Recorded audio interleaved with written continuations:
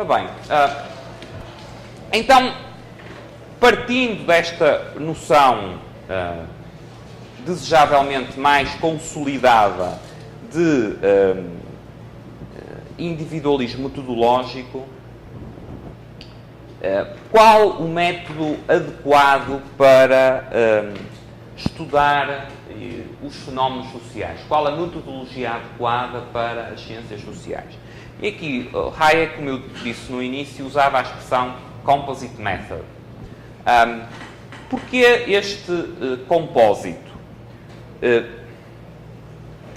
O seguinte, é que se nós estivermos a falar de ciências naturais, o que é que nós temos? Nós temos um fenómeno que estamos a analisar e temos ideias sobre esse fenómeno. Okay? E é possível, não totalmente, mas até um ponto razoável, fazer uma separação entre as duas coisas. Agora, o que é que acontece nas ciências sociais? É que nós temos as ideias em dois sítios, digamos assim.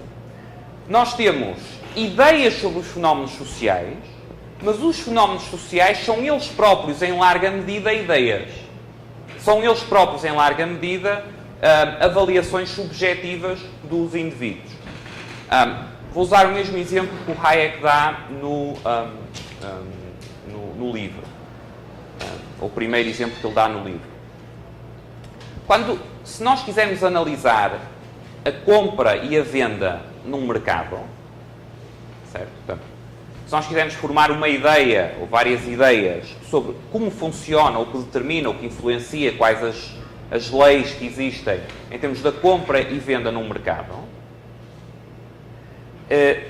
nós estamos a querer formular ideias sobre ideias. Ou seja, há razões que levam, e avaliações subjetivas, que levam a que alguém num determinado momento compre ou venda num mercado. E, por sua vez, explicar isso é ter ideias sobre essas ideias.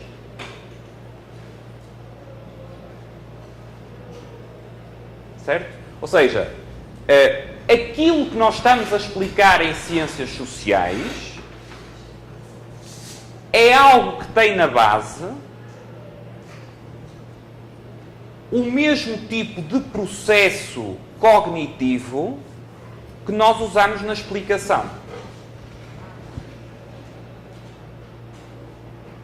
Ou seja, não é eu aplicar ideias a um fenómeno que é mais ou menos externo. Mesmo nas ciências naturais ele não é totalmente externo, mas que é razoavelmente externo.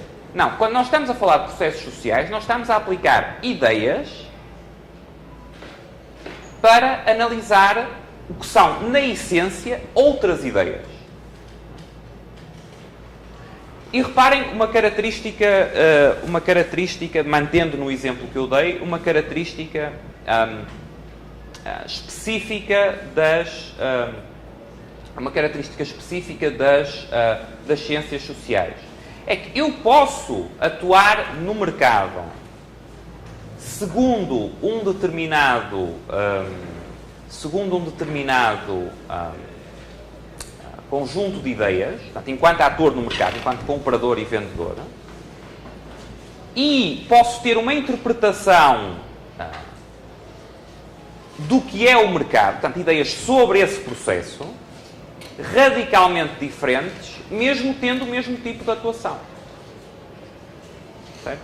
O que é que isto quer dizer? Quer dizer que o facto de eu ser, por exemplo, um bom comerciante ou um bom investidor, não quer dizer que eu perceba como funciona o mercado.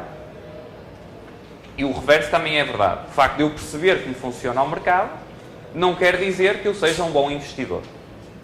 Um bom exemplo histórico disso era o Keynes, que foi alguém que ganhou muito dinheiro nos mercados e produziu explicações muito pobres sobre o funcionamento dos mercados. Um exemplo que quem for keynesiano não gostará, mas isto, reparem aqui, voltando ao ponto fundamental, o que é que isto ilustra? Ou porque é que isto pode acontecer? Isto pode acontecer porque o próprio objeto de estudo nas ciências sociais o próprio objeto de estudo nas ciências sociais, é constituído por ideias.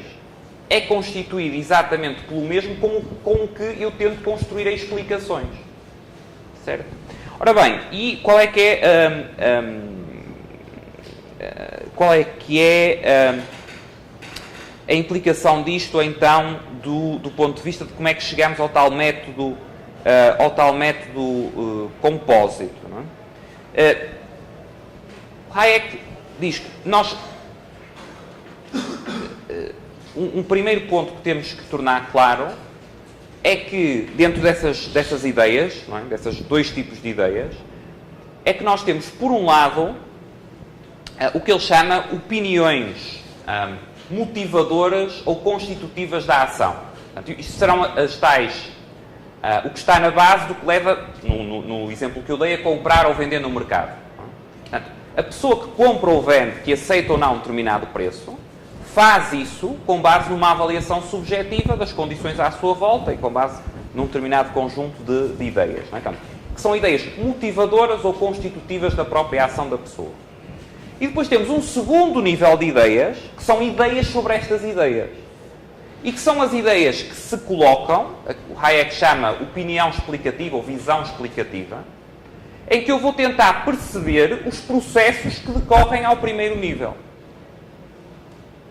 Okay? Portanto, o método é compósito, porque precisamente tem estes dois níveis. Eu tenho que perceber a natureza das opiniões motivadoras ou constitutivas da ação e, em parte, isso é percebido pela experiência, em parte por introspecção.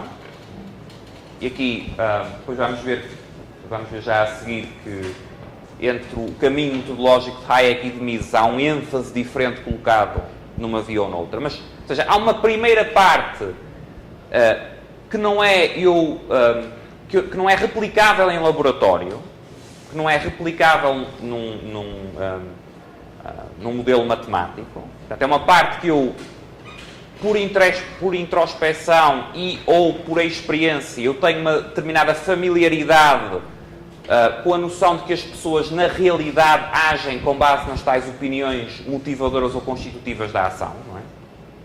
Portanto, que as pessoas, para comprar e para vender, fazem determinado tipo de avaliações e determinado tipo de raciocínios. E depois tem um segundo passo, portanto, mas só isso não basta, não é? Só isto em si não me explica nada. Portanto, é fundamental para eu ter a base que eu vou analisar, para eu definir bem o objeto de análise. Mas isso só me definiu o objeto. Portanto, quando eu estiver bem ciente destas e conseguir delimitar para um determinado fenómeno social estas opiniões motivadoras ou constitutivas da ação, eu ainda só fiz a primeira parte. Falta a segunda parte do método compósito. Qual é a segunda parte? É um esforço deliberado, um esforço construtivo de reflexão sobre essas ideias motivadoras ou constitutivas da ação. Portanto, as duas coisas, portanto, daí o Hayek usar a expressão método compósito, são essenciais. Se eu não apanhar bem as tais ideias motivadoras ou constitutivas da ação, por muito boa que seja a minha reflexão que eu faça em cima disso, não vai dar bom resultado, porque eu não delimitei bem o objeto. Okay? Portanto, se eu não perceber na base, na compra e na venda, o que é que está ali em questão, como é que as pessoas estão a agir, não é? Se eu achar se eu, por falta de experiência ou por desajustamento intelectual, me parecer que, por exemplo, na compra e na venda o preço não tem influência, que as pessoas, o comprador e o vendedor decidem pela cara da contraparte, eu, por muito boa que faça a reflexão em cima disso, nunca vou chegar a uma boa teoria, porque o objeto não está bem delimitado. Mas eu posso também ter uma excelente familiaridade Posso perceber por experiência e ou por introspecção muito bem qual é o objeto que eu estou a analisar, quais são as tais opiniões motivadoras ou constitutivas da ação que estão na base e que constituem o objeto de análise, mas depois posso fazer uma péssima reflexão sobre isso. Certo? Portanto, os dois elementos conjugados são importantes. Nas ciências naturais, o primeiro passo, eu não diria que é óbvio ou direto, como Hayek por vezes sugere, mas é bastante mais simples. Delimitar o objeto é mais simples porque eu não estou no objeto. Portanto, o método compósito das ciências sociais resulta de que é uma forma de analisar o mundo, mas em que o mundo está a ver a si mesmo. Portanto, não é o observador externo olhar para o objeto de análise, é, em certo sentido, o observador externo olhar para si próprio noutras funções. Okay? Portanto, quem analisa é ele próprio objeto de análise. Ele próprio, enquanto ser humano, objeto de análise. E as ferramentas intelectuais que ele tem para analisar são as mesmas que ele usa, ou que as pessoas usam, quando agem. Certo? Ora bem, portanto, temos estes dois níveis. Podemos chamar familiaridade com os padrões da ação humana e, por outro lado, um esforço deliberado de reflexão sobre esses padrões.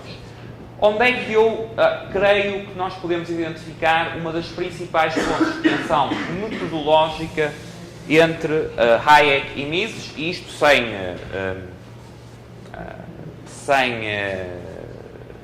esquecer que eles concordavam, se calhar, em 90% ou 95% dos aspectos metodológicos.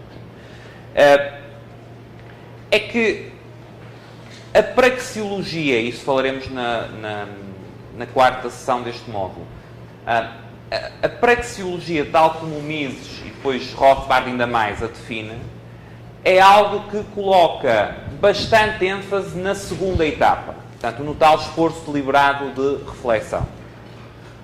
Portanto, veremos depois à frente, o método praxeológico propriamente dito parte de um conjunto de axiomas tidos como autoevidentes e a partir daí, por uma cadeia lógico-dedutiva, chega a determinados postulados sobre a ação humana.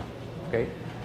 E embora o Mises tenha passagens que são, neste sentido, perfeitamente hayekianas sobre a natureza dos axiomas, o Rothbard menos, na prática, o Mises, especialmente quando ele se refere ao que podemos tirar da praxeologia, tende a colocar mais destaque na tal segunda etapa, ou seja, que o tal esforço deliberado de reflexão, no caso praxeológico, será essencialmente a construção da tal cadeia lógico-dedutiva.